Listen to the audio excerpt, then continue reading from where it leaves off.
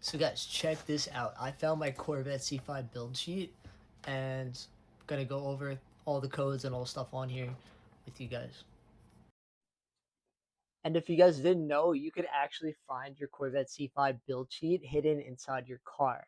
Now, it's usually somewhere inside the front frame rail or by the front bumper. So look for this inside your car if you don't have it. It's something very cool that Chevy hid inside the car because they knew the people would want to see this stuff in the future. So I think it's awesome that they did that. Now, if you don't have that or you don't want to rip your car apart to get to that, another thing you can do is just open your passenger dash, and inside of the passenger dash, they have a little build sheet with the RPO codes on it, so you can decode all of that. I'll go through some of these codes with you guys. So the standard ones that they all have, so don't worry about these, are AK5 is the standard airbags. The BGR just means it was assembled in Bowling Green, Kentucky. They all were. The DL5 is roadside service info. AQ9, this one is sports seats. Most of the cars had this, but yeah, so sports seats is a good one. You definitely want that code. B84 is a weird one. It's body side moldings. C2L code. This is an interesting one. So this is the roof panels. So a lot of C5s just came with one panel, and then it was an extra $750 back then if you wanted both removable Targa panels.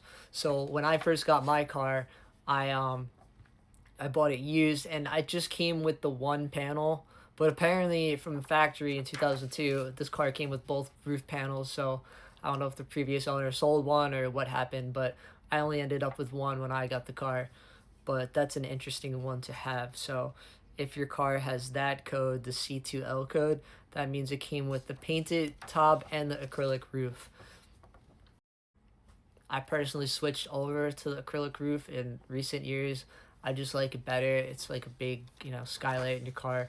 So I think, I had the painted top to start, and the painted top's nice because it doesn't heat up inside the car like an oven. I'll say that.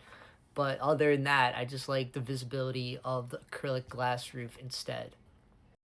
Next, we have CJ2, and that is the dual zone climate control. So if your car has that option, then you have that in your interior. Now in 2003, I think this became standard in all of Corvettes. So if you have a pre-2003 and you have that code, that means yours had an upgrade. Okay, now we have F45, which is the selective real-time damping. This is the adjustable suspension in the C5 Corvette. So everybody loves this feature. This and the heads-up display is just a must-have for me. So always look for a car with that. And just note, they also have the F55, which is the magnetic selective ride control. And that just replaced the real-time damping, which they had up until 2002.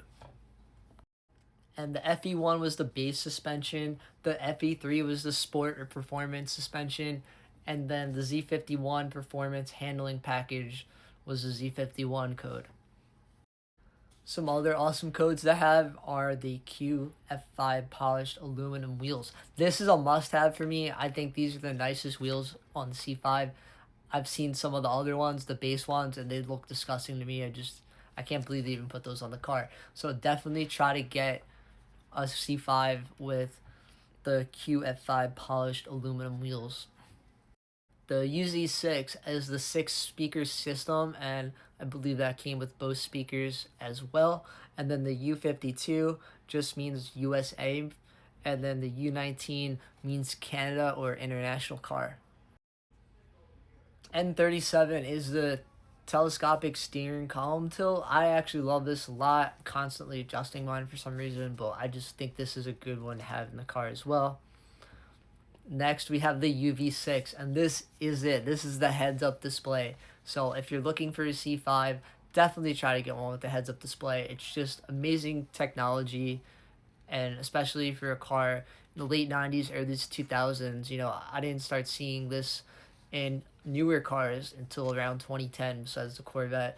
You know, besides, I mean, supercars, I guess, too, but just, regular cars didn't start picking up on this technology for a long time. So really cool to have in the C5. It's one of my favorite things about the car, especially when driving at night.